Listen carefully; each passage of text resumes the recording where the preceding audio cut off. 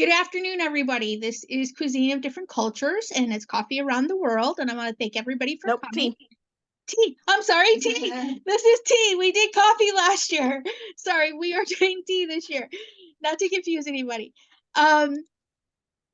We are a nonprofit that promotes meeting your next door neighbor, having positive dialogue, conversations with different religions, different cultures, different faiths. And I'm going to show this video that really explains it in more detail about us. So let me get that up just a second.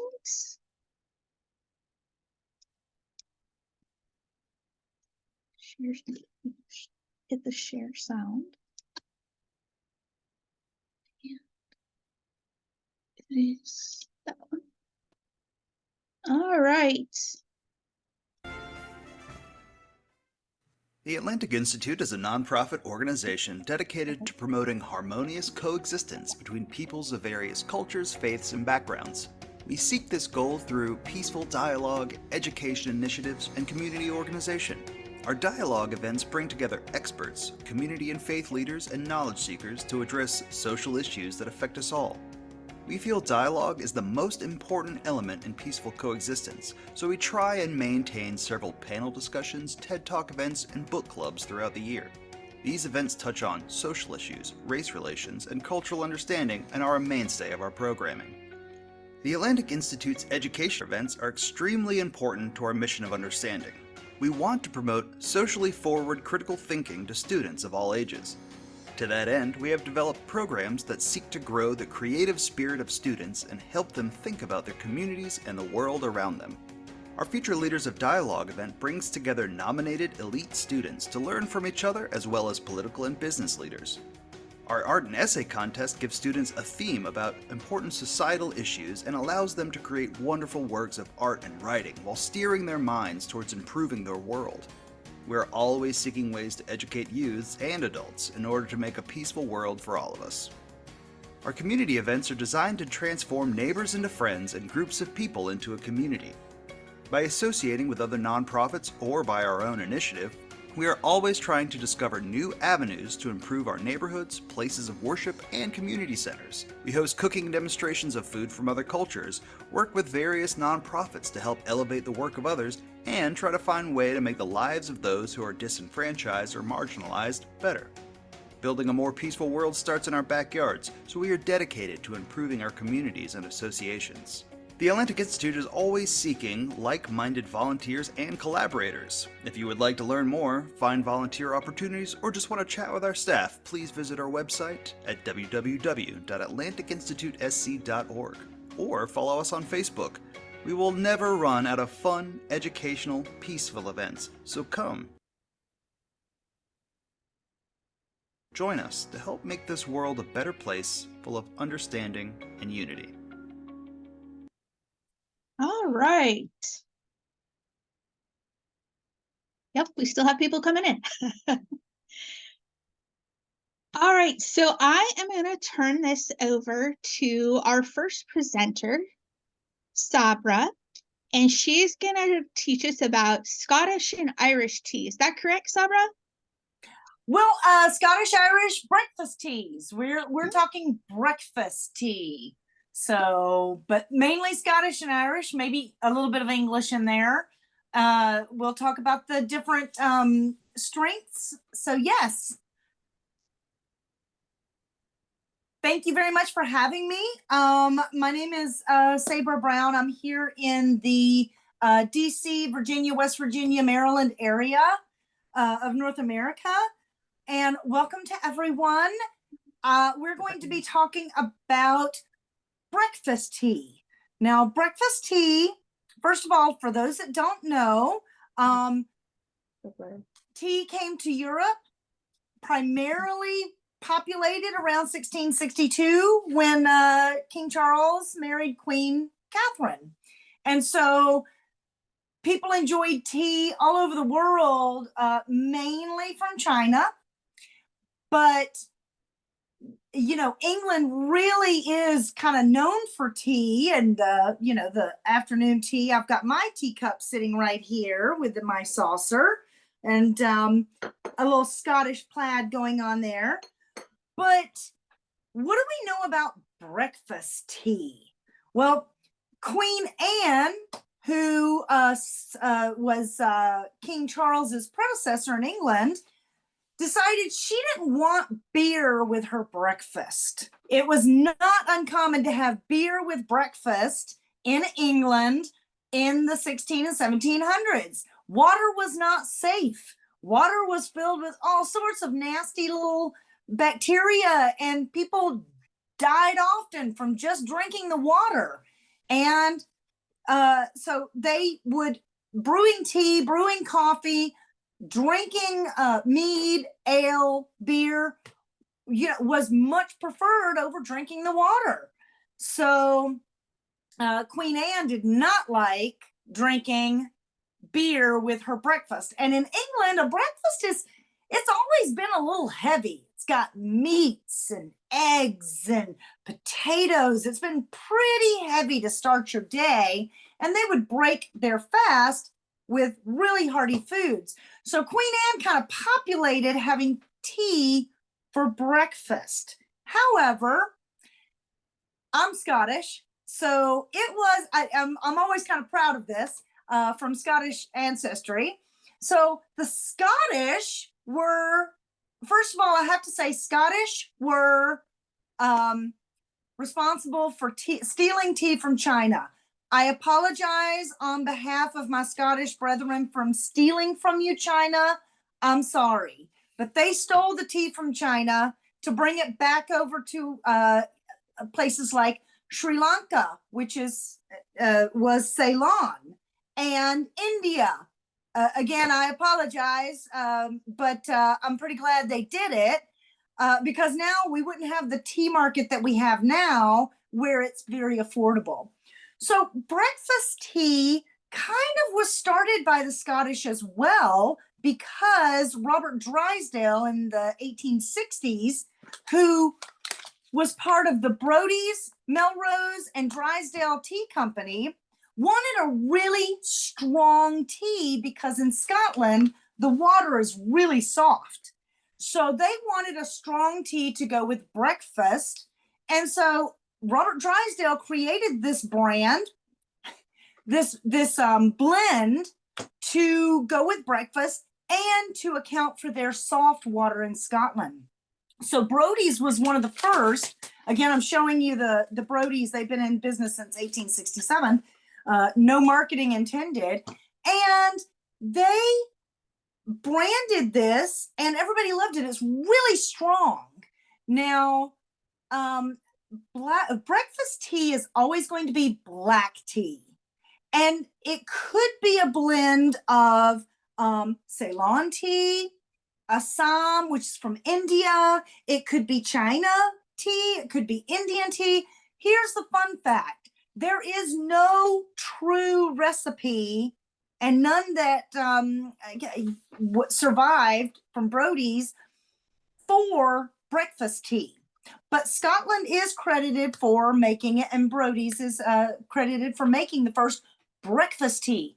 A breakfast tea is going to be really strong, really robust, very full-bodied black tea to start the day in a good way.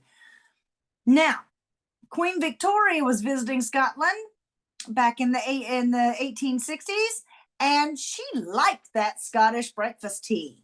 So we have Scottish breakfast tea, which is that full-bodied, brisk breakfast tea. But Queen Victoria's like, oh, I like it, but it's a little strong. So what did they do? Because you have to make the Queen happy, right? They brought it back to England. And this is just one brand. There are tons of brands out there. They renamed it English breakfast tea. So technically they just took it, renamed it, and weakened it just a smidge with the blend and called it English breakfast tea. Now, English breakfast tea, because it's England, is a little more well-known than Scottish breakfast tea. Now, the Irish, not to be outdone by the Scottish or the English, decided, you know what, we have hard water and we are a land of dairy, great dairy. Ireland's got some of the best dairy in the world, in my opinion. They decided they were going to make their own blend of breakfast tea that was more malty and could handle the milk and dairy that they like to put in their teas. So if you're talking about breakfast teas and you want a nice lighter blend, this is how it goes. English breakfast tea is probably the weaker of the three more well-known breakfast teas. Irish breakfast tea, a little stronger.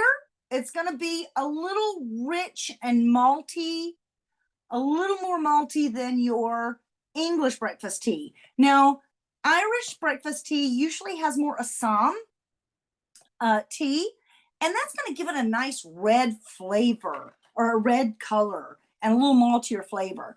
And then your Scottish, and again, no, I'm not trying to market any particular brand of tea here, but your Scottish is going to be your strongest. It's going to be malty.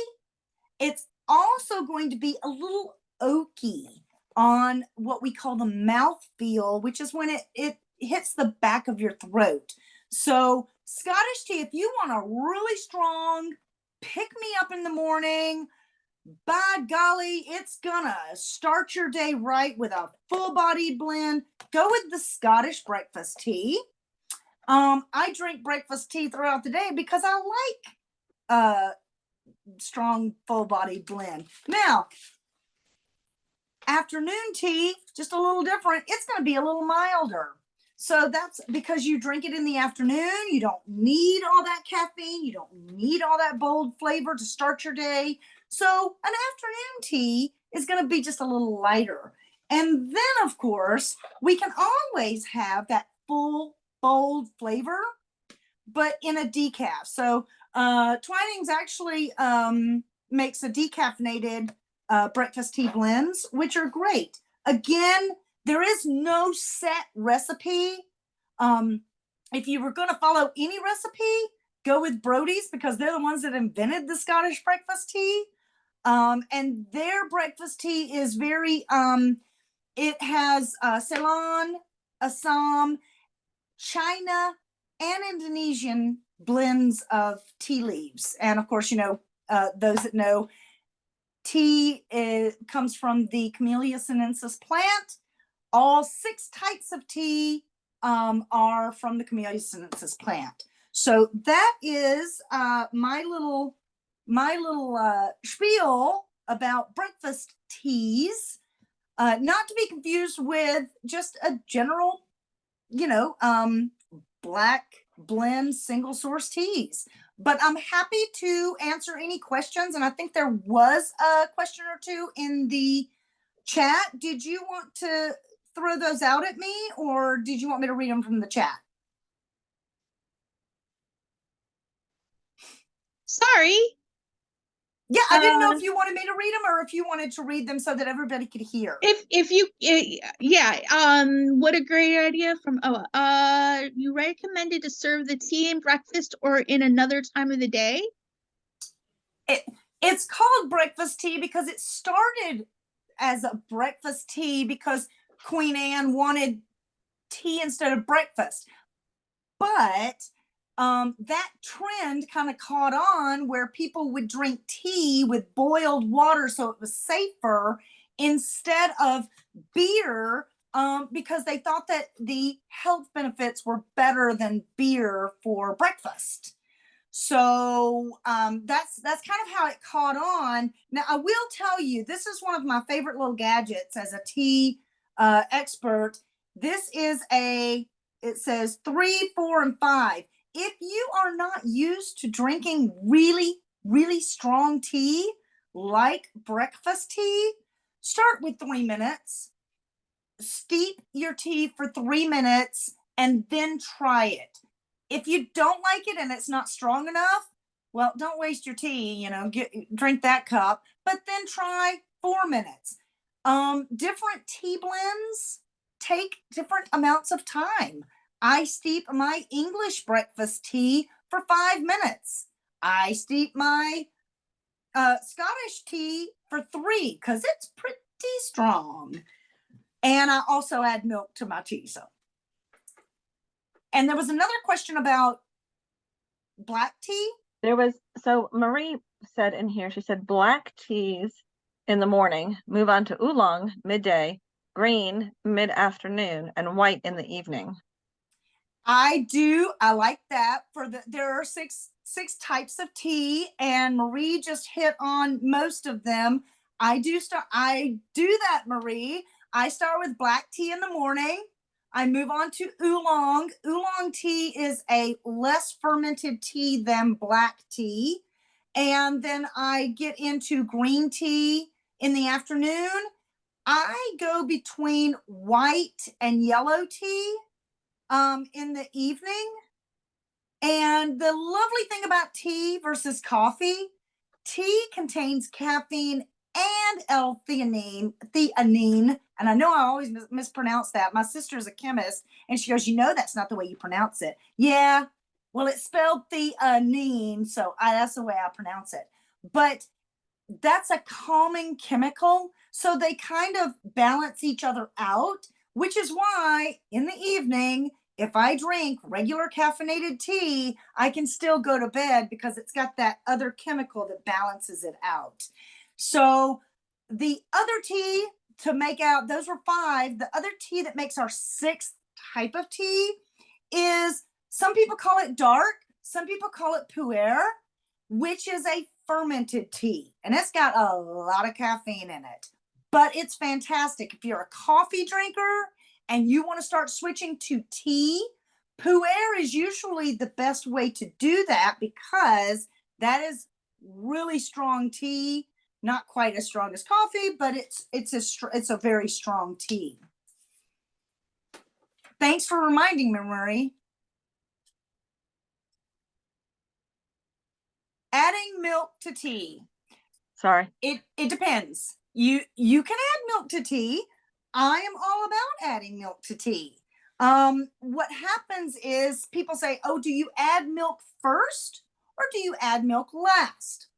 Well, if your China is from about the 1820s and older, please add your milk first. And there's a reason for that. The production of porcelain before the early 1800s, it was very, very, very delicate. And if you added hot water to that porcelain, it would crack like that. So milk was added to kind of control the hot temperature of the tea so that it wasn't so hot against the porcelain to cause the porcelain to crack. Your current day teacups, anything made after like 1850-ish, they can handle the hot tea first and then your milk. So I'm a milk after instead of a milk before. But if you like to add your milk before, no judgment here. Herbal tea. Okay, so I'm about to bring out my tea snobbishness. Herbal tea is a tisane. Tea in the tea snob world, tea can only be called tea if it comes from the Camellia sinensis plant. Am I going to judge you if you call herbal tea tea? Nope. But I will always call it tisane or an herbal drink. Because most herbals don't come from the Camellia sinensis plant, which is the tea plant. Great questions. My goodness. Very good. Very good. My sister is an avid tea drinker, and she puts milk in her tea. I just can't do it. I just don't like it that way. But well, she does. when I'm doing tea tastings and I am tasting, professionally cupping and tasting tea, I never put milk in my tea because you really need to smell, sense, right, feel, and get that really good finish or mouthfeel of a tea. And I never put milk in my tea. But when I'm having a nice afternoon tea or a breakfast tea, or, you know, just having a nice cup of tea for myself with a biscuit or Right. cookie, as they call it in North America, I almost always add milk to my black tea. I don't add milk to green or white or yellow teas, simply because they're just so nice and light and floral, and the milk kind of gives it a different flavor that's not my favorite. It doesn't mix probably well with the floral. No, and not really. Now I It's might kind of add funky. lemon or sugar to a nice green tea. Mhm. I kind of like that. Matcha is the same thing. I do know about purple tea. It's pretty interesting. I just cupped some purple tea. It's got a nice finish. Thanks for bringing that up. Thank you very much. Paula, I figured since you're teaching, I would just help so you're not having to unmute and mute. I appreciate you sharing all your wisdom about tea. Quite interesting. So I'm And gonna see. don't forget, for all of my North American peeps, it is the 250th anniversary of the Boston Tea Party this year. Just letting you know. Very cool to know. Wow. Very cool to know. Okay, so Rania, can we move on to you? Are you ready? Rania, I will tell you, I met her at one of a house over here in Hartwell, Georgia. Two of her children are over here as foreign exchange students, and she came with them to make sure that the family that they were going to stay with, she approved of. So I like that thinking. And so we have formed a bond. I took her around Hartwell, Georgia, so she could see the area and see a little bit of America. And it was quite interesting to learn some of the things that were unique and from where she's at. So from where she's at, it's 9 p.m. She's in Amman, Jordan. But I know the first thing that happened when I walked into the house to meet her was she said, "Would you like some tea?" And I said, I knew you were going to ask me this because I have been around many in the Turkish community, and usually the first thing that is done is tea is offered. So I said, absolutely, I'm very interested to have your tea. So she brought out her bag that she brought from Jordan with her tea for us to have, and we sat and had tea. And what was the dessert? Bread? Za'atar. Yeah. It was bread. It was a bread with Za'atar. yes. It had cinnamon and sugar on it or something, right? I forgot. Oh, I'm drawing a blank now. I remember the tea. I don't remember. All right, so go ahead, Rania. If you could share a little bit about yourself and about and your tea from the Jordan area. Yeah, good evening, everyone. And it's from Amman. It's, as my friend Christina said, it's 9:30 p.m. And yes, tea is a very important part in our culture for welcoming. And we drink tea. We drink tea in the morning with breakfast, in the afternoon, in the evening. And I mean, we could, like, some people, they have tea every time. It's only black tea, and we added mint to it. That's how we serve the tea. Ah, very cool. And then when you made it for us, do you have a bag of it there to show what it looks like? Yeah. Well, okay. So let me. Oh.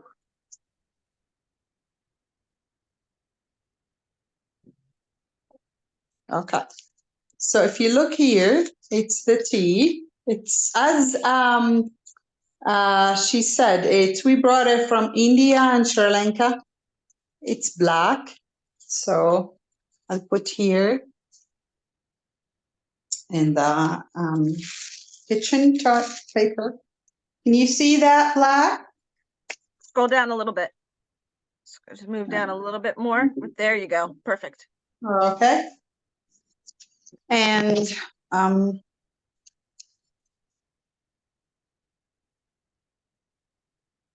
so we have these teapot here.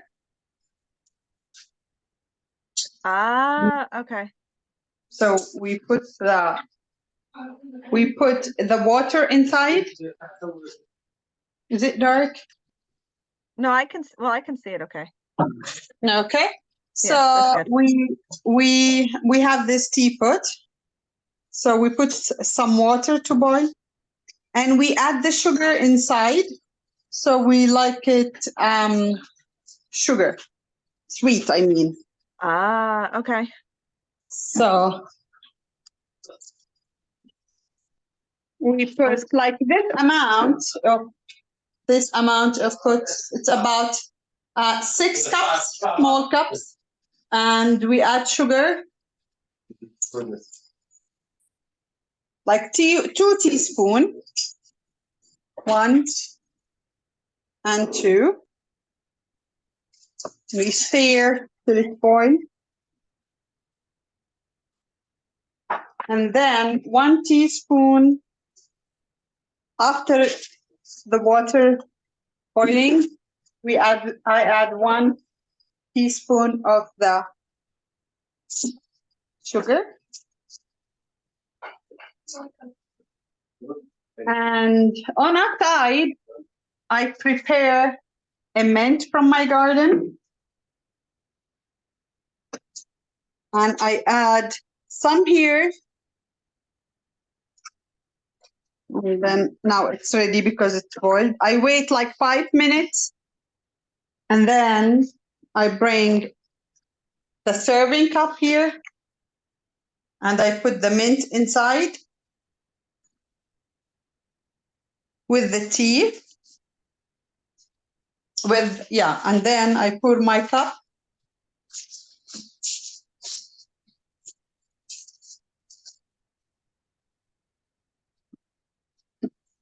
Like this, and it's ready to serve.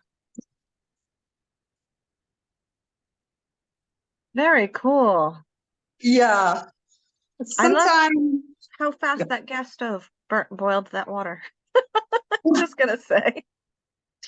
Yeah. So we had one question from somebody said, can you add honey instead of sugar? Well, and no, we don't add honey either or nor milk. Okay. So, but I'm thinking, do you have honey there? We do have honey. It's expensive though, so we use only white sugar. Okay. I got you. Yeah, that was what I was thinking. Delugo is that there might in Jordan there's a lack of some resources.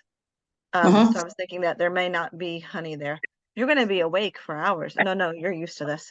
No, I'm not gonna drink my body is so sensitive to tea, so I can't have it at night. Well, With the thank caffeine. you. All right. Anybody else have any questions? Any other questions for Rania? And where do you get your tea from? Well, as I said, they bring it from Sri Lanka, from India, and we have a tea bag here. We have 2 types. That one I use, and a tea bag ready. You just put it in your mug. Okay, very good. Thank you. All right. Yeah. Yes, it's black tea, correct? It's Black just black tea. Yes. Yeah. All right. And another Christina asked in here what kind of tea it was. All right. All right. I'm gonna move on to Ozga. She's the Iden family here. And see, Jeanette said she loves peppermint tea. She will try to mix it with a black tea. And so Ozga and Rayan, if you guys are ready, all right, come and talk to us about your tea. Yes, 1 second, please. I tried to make I'm sorry. Yes. Hi, everyone. My name is, I think, Christina. Do you hear me? Yeah, I hear you. 1 second, please. I try to. My phone sometimes give me a hard time. I'm sorry.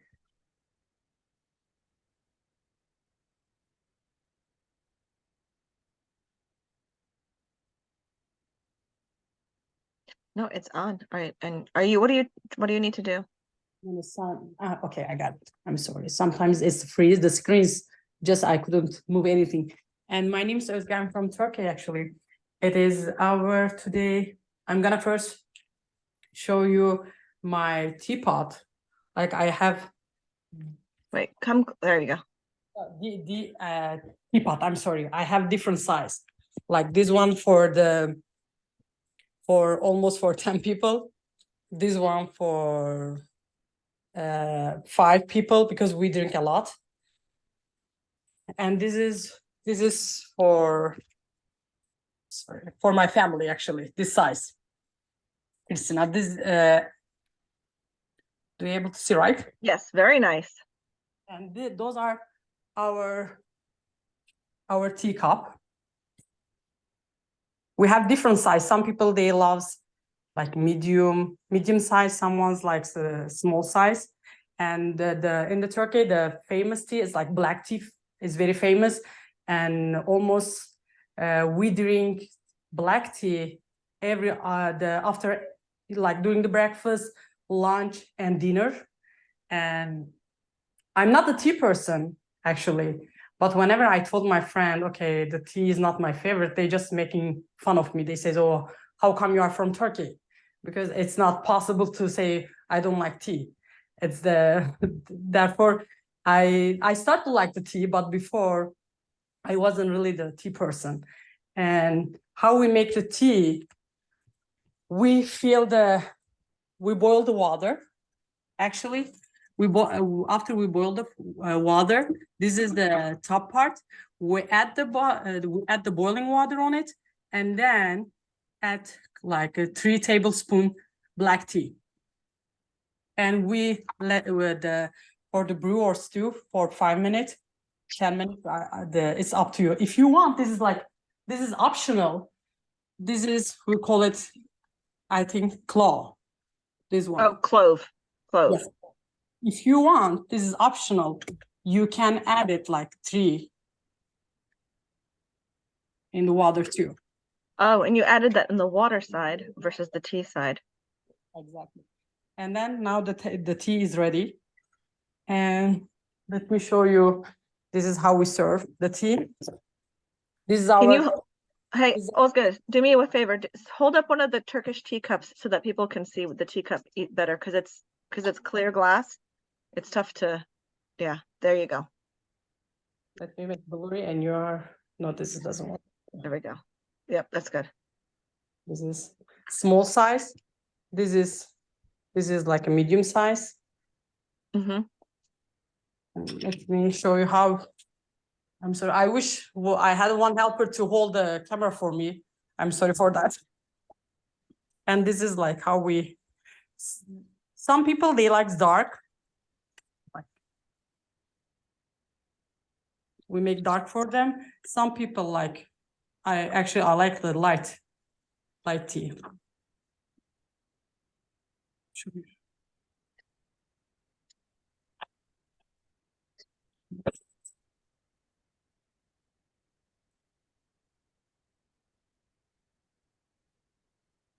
Very good. And then you have the difference between the dark and the light. I'm gonna show you in the clear one because my small one has different design. That is the picture. This is the light one. Yep. This is those are the dark one. Right. Therefore, we're using 2 pots. Yeah. I was gonna say, for those that see, they make like the top is like a concentrate part of tea. So you can, and it's all the leaves are in there. They're all loose and they're all cooking in the water. And then the bottom is boiling water. And so they pour that right now would be very, very hot water. Put your water on. So they pour the concentrate, the top in first, and then you can control how strong you want it or how light you want it second with how much water you pour in to the concentrate. And if you like to take the best result, first you have to add the water on the top and then the tea, because when you add, if you are gonna add the first tea and after the boiling water, it's gonna block the oxygen and it's not gonna give you the result, the taste actually the best taste is you should put first the boiling water and then the tea. Yes, so I will tell you one of the tricks that I learned when using this. I think your husband taught me, or maybe one of you ladies, is that you filled the bottom first Yes. and that boiled. And when that boiled, you poured that into the top, then put the tea in, and then filled the bottom with water again and put that on the burner. And while that was getting back to boiling, the heat and the steam from that was also keeping the top warm and hot. Yes, exactly. If you Yeah. like, you can add the lemon too, like this one, lemon and sugar. In the Turkey, I think you should know, you should hear this sound, right, Christina? I'm not hearing it. I say this is the famous sound in the Turkey. Yes. Making this sound for the tea. Yeah. Yes. And this is Turkish tea, the famous one. This is Turkish brand, like both these two. This is black, the black leaves, actually black tea. Usually we are drinking the people drink the herbal teas too, but this is the reason they are drinking, not for for if they are feel like a cold, or there is a purpose behind. They want to, you know, for like they are using like as a medicine. Right. In the Turkey when they drink that herbal tea. Like, and say, do you mix that tea with the other tea that you have over there too? Sometimes there's a mix of that tea and I think that one, right? Yeah, this one is Ahmet tea. I think this is not Turkish brand, but this is very strong and good quality too. This is black tea. Sometimes I mix with the Turkish tea too, to get the dark, very dark. Because this one has the very wide leaves. Those are I think they make it too small. Therefore, it's when you mix, and plus this one is make very good smell. That's the one. Yes, that one is the one that smells, that you put that in with, because that's like an Earl Grey. So you mix that with the other one, and it's for the aroma. Yes. This is only different aroma for that one. So hold on one second. Rania, I had a question. Are any of the teas that you have in Jordan, any of those teas? Do you have any of those brands? You mean local? Yeah, like any of those. Ozga, go back over to those teas for a second. Like, do you have any of those over in Jordan? We export them from India and Sri Lanka, and Lipton from America as well. So we don't have as local. As local, But right? those are our local. Yes, this is our local. Right. No, I'm just curious because I know this is not, this is both teas comes from the other side of the world area. I was just curious how it worked, Very cool. And then usually your Turkish tea is served with you said you had a lemon, but a lot of times it is also served with a piece of Turkish delight. Right? Yeah. This is for the welcoming, and we should have some dessert with it when we invite someone. The dessert or the cookie kind of things. This is not. We should have something with the tea. Right. Even the small. Just like Sabra was having it with a biscuit. Yes. Or cookie or something even like that. Chocolate too. Yes. Very good. Okay. Thank you very much. Okay, we have, and I will just, for those of you that are, okay, so I know Marie was saying that she had Turkish black tea. Her boyfriend was Turkish, but he's not like black Turkish tea. He drinks green tea. So a more modern version of samovar. And what city are you in again? You have an Istanbul market in your city. Marie, what city were you in again? Oh, Toronto, Canada. Oh, very cool. Neat. All right. And I am supposed to be sharing with you guys. We have 15 minutes left, so I'm going to go ahead and just say it's my turn. So Paula wanted somebody that could make Southern sweet tea. And I just said, I do believe like I make that quite a bit around here. So I could probably just make Southern sweet tea because I'm under the impression anybody could just make Southern sweet tea. But I will say this is the tea that my boyfriend has drank for many, many years, and I make it the way he has made it. So I'm going to show you. actually how I made it, because I think it's kind of like a hack in a way. So first, there we go. Here I am. First, you can use other teas, but it's just much easier for me to do the good old Tetley iced tea. Oh, and we are going to be out of tea. You know, in other houses, when you're out of coffee, when you're out of coffee, you have to run to the store. Well, over here, if we're out of tea or sugar, we have to run to the store. We have to make one of those store runs. So we have 2 of those, and these are family-sized tea bags. So we just take 2. And my daughter's laughing at me because I'm squatting down. This is fun. Here is the good old coffee pot, right? So into the thing, whatever we call it, the coffee strainer, we put both those tea bags. And I try to put them flat. I try to flatten them a little bit, right?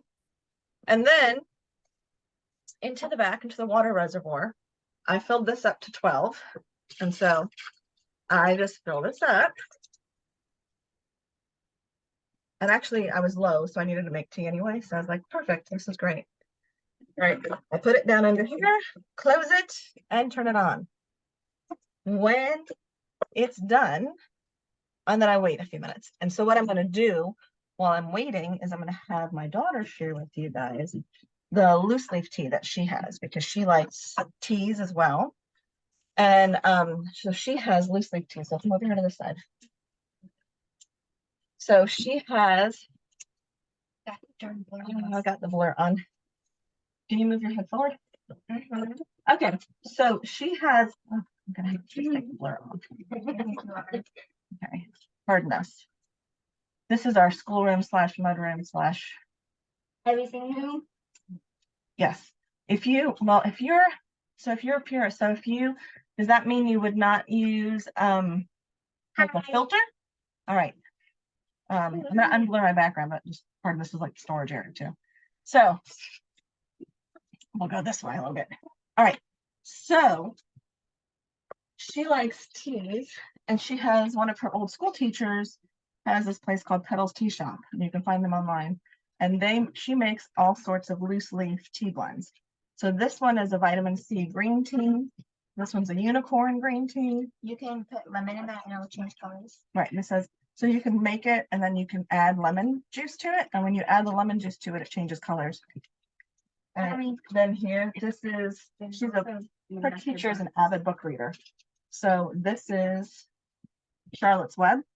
So this is Charlotte tea. Some of them are named after books. Right. This is Every Flower Fruit Tea. That's a magic. Oh, Every Flavor Fruit Tea. Magical Wizard Tea. Gingerbread House. They're all different flavors. Inspired by Luke's Black. Inspired by the Luke's. This is inspired by A Court of Thorns and Roses. So this is a Farrah Darling tea. So each of these has different flavors and different things in them. I've got more of them set out over here too, but she also does different sugars. So like this is a peppermint infused sugar. Yep. I will type in the company here in a minute. Hold on. And this is, then she has samples, like this is a dog-eared sample, English lavender sample. They're funky kind of names. Mockingbird sample, that would go with. Because they have seasonal teas, and so that was when it was more summertime, and it said peach tea. Band sample, I don't know what that is. Half blood sample. Oh, that's when they did all the book banning, so that was for book banning. This is a book banning sample. Half blood is for Harry Potter, right? Or Percy Jackson. Or Percy Jackson. I don't remember. When you have Zoom going. Oh, Little Princess, Honeybush Chai. Every purchase of these, they donate a book to a kid who needs a book. Yeah, this is Rebels, Raspberry Chamomile Tea, and sure, Dream Tea. So she was going to show you how she does her tea. Well, I have an infuser. Okay. There's different kinds. This one. So this one comes in the mail with from Petals, like, and from Petals. And it's Petals Tea Shop, and I'll put that in there. You can and get so bigger ones too. she also bought, and when I got her this package for her birthday last year, she's got her infuser that she puts her tea in. You just hold that for a second. You take a little bit of tea and you put it in. It just takes a little bit. So yeah, like that's the amount of tea she put in there. And so for those of you from other countries, like for me, when I started making Turkish tea, it was odd for me to know that the tea leaves were in the water in the tea, because I think the Americanized way a lot of times is for it to be in a tea bag, right? It tends to be like the way tea just tends to be commercially sold. So it was very interesting to have it be, you know, so a lot of times you put it in the, you're gonna have to wait. And then I boiled some water on the stove and you just put a little bit of water. Pretty simple. And then you stir it, and the instructions for this is to let it steep for 5 minutes. And that's where that timer would come in handy that you have, Saber, over there with that 5-minute thing, because sometimes we're like, oh, it's probably fine, you know, but I'm sure timing it would make it even better. So I'm sure that would be good, but you're gonna have to wait.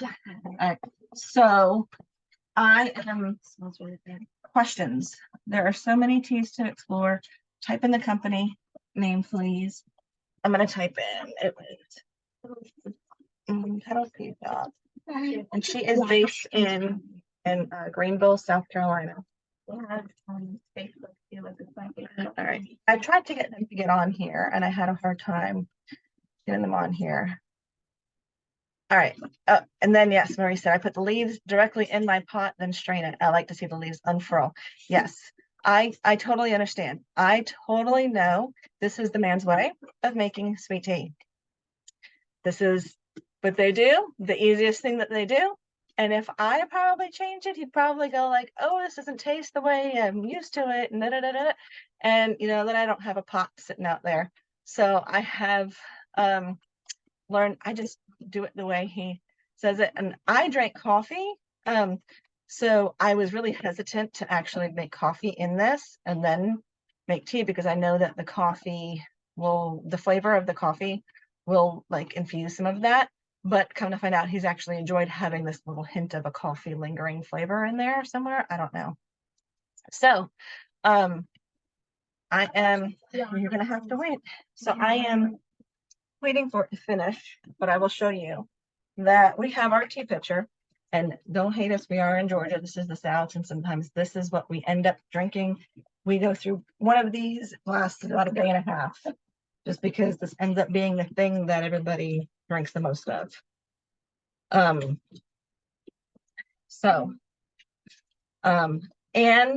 I went to Virginia Beach last year for a family reunion, and it was the oddest thing for me that they had tea and it was not sweet.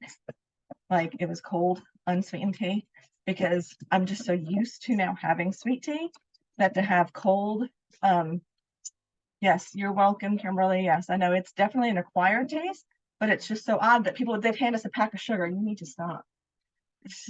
They hand us a pack of sugar, a couple packs of sugar. Here, you can put the, no, it's not the same. So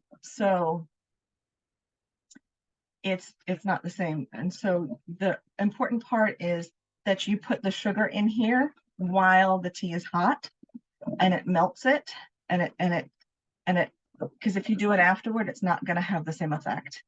And it was just so odd to be in a place where there was no sweet tea. It's just a totally different thing, because you kind of forget that that's a southern thing. So yes, I have tried to like do boiled water in a coffee maker, and it tasted like coffee. So what we just do in this is coffee and tea, and it seems to work.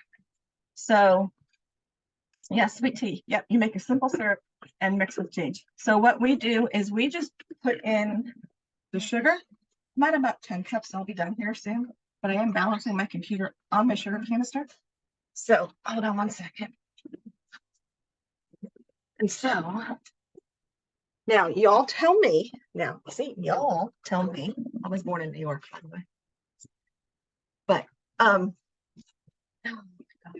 You have to have a big sugar container. all right, so this is our sugar container. And so this is just the way I do this here. There is in this pitcher of tea, there is a little under 1 cup of sugar. So it's not right now. So there's a little bit under 1 cup of sugar. And so we stick that in here. And then we stick our tea, we pour our tea straight in there.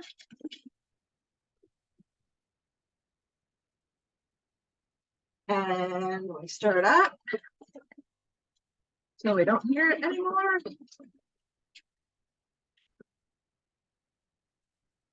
And then we just go to the sink and we fill it like about up to here with water.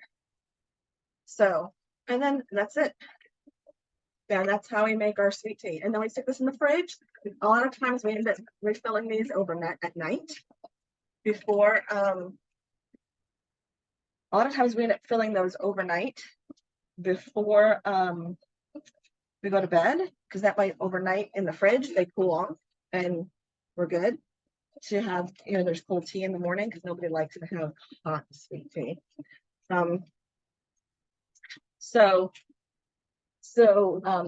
That would be how we make our Southern sweet tea.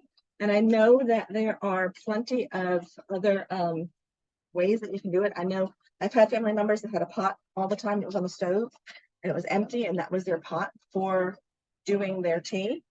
And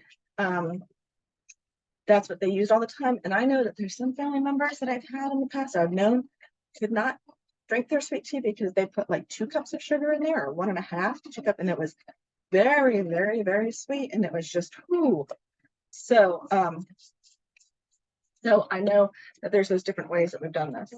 But also with the loose leaf tea, I don't know if you can do it with other teas. You probably could, but I'm not sure. But with the loose leaf tea, you can cold brew it. So you take like one of those coffee presses and you put water and then you put tea. There's a certain ratio. I don't know. You have to search that. But you put water and tea and then you put it in the fridge overnight, and it's supposed to bring out the flavors more. But you have to cold brew it like in a press. You can't boil it on the stove and then just stick it in the fridge, because it will make it bitter and it will make it not as sweet tasting. But you can cold brew it too, which is cool. I haven't tried it, but I think it would be really good. All right, so just to give you an idea, like some of this is like let's just say this magical wizard tea has green tea, dried pineapple, dried mango, dried raspberries, dried strawberries, strawberry leaf, dried blueberries, black tea, rose hips, rose petals. And then each of them have their brewing recommendations, like what to do for them. So they're really kind of neat, different concoctions. Like this vitamin C green tea has green tea, nettle, thyme, lemon, rose hips, dried orange, orange peel, lemon peel, dried pineapple, dried mango, dried strawberry, and strawberry leaf. So they're really kind of cool looking. Yes. Christina, Sabra has her hand up. Did you ever see what? Go ahead. No, I didn't see your hand up before.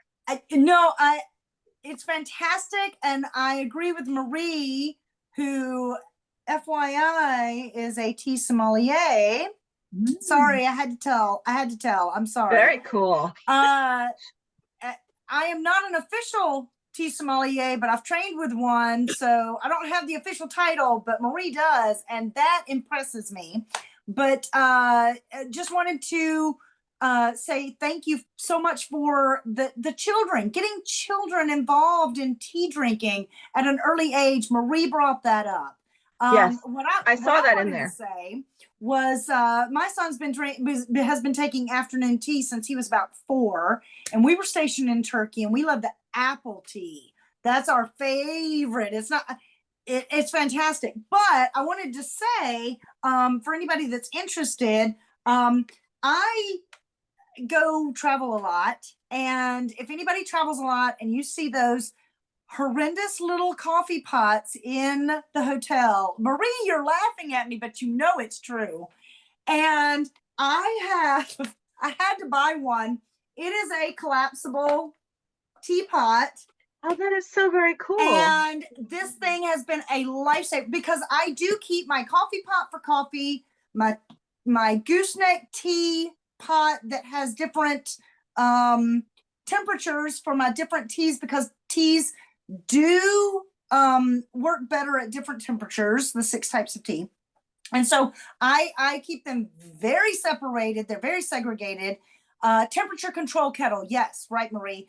And so, but this only gets hot water, and I make my tea when I am traveling, and I squish it down and I put it back in its little box, and it travels with me. It's fantastic. Does it have a USB? Does it have a USB plug-in, like that plugs into the wall? It does. Well, this one is a power cord. It's a regular but power cord. It also comes with a USB plug-in, and you can do that as well. Very Amazon. Cool. It's fantastic. Just so you know, this is a great little invention. Plus, you were looking at your tea leaves in your strainer.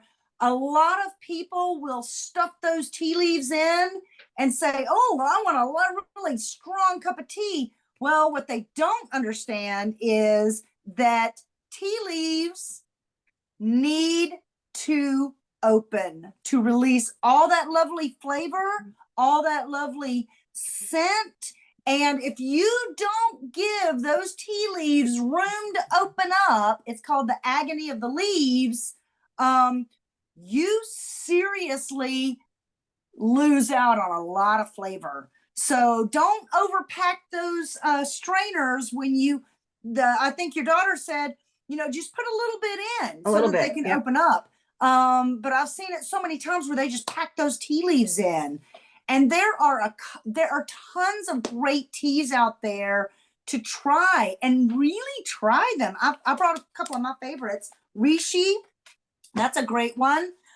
We have one down here. If anybody's in the DC area, this one's from, this is a tea blender in Maryland called Voila. We have Harney and Sons, which is up in Connecticut. We have Elmwood Inn Fine Teas in Kentucky. And okay, I'm going to say it. My sister is British, so I am a Fortnum and Mason, tea drinker. And this is one of my favorites, Countess Grey, which is similar to Earl Grey with bergamot. This one is a flavored and blended tea. So it's got flavoring in it, but it's also blended with corn flour and orange peel. So a tea can actually be blended and flavored at the same time. So anyway, this is one of my favorites, but I just wanted to share those with you and say bravo to all of our tea presenters. I learned so much today. Thank you. Yes, very cool. It's always very neat. All right, so the comments were going like a lot. So I was just gonna say, so somebody asked here, can you use any flavored teas with sweet tea? And then it got responded to like, yes, that you can. That people have made like green tea, sweet tea, or different things like that. Then there was a discussion on the temperatures of what they should be at. And so Marie answered with all the temperatures of what they should be at. Jade said they keep tea bags in their purse all the time for cold infusions when they're not feeling well. Great flavored water option. Marie said she brings a portable tea set when she travels. I will say, when I started working for the Turkish community, and there was always like, if somebody came in the office, I always made tea. I always made Turkish tea. A lot of times, because I only had 2 burners, to go faster, I had one of the electric kettles that I could put everything on, and I could get the water boiling faster than it sitting for a while, waiting for it to boil. And that tea kettle, that really spoils you, because like you really just want your tea kettle, and it just does the trick. And it's like really like the thing. So I can imagine I would, if I was a heavy like tea drinker, I remember when we moved offices, like I didn't have that tea kettle, and it was just like, I want to boil some water quick and make some tea. And because microwaving a cup in a break room just really doesn't cut it. And you know, and so I can imagine traveling with that would make all the difference in the world. And yeah, you said you bring your portable tea set when you travel and a temperature control kettle. Yes. So there is a lot of different ways to make tea and a lot of different, and tea was very, very important to our society.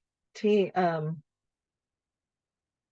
I remember when I did coffees around the world last year, I learned that people like tea I'm gonna have to think back. And some of you are gonna have to chime in and correct me because you got this.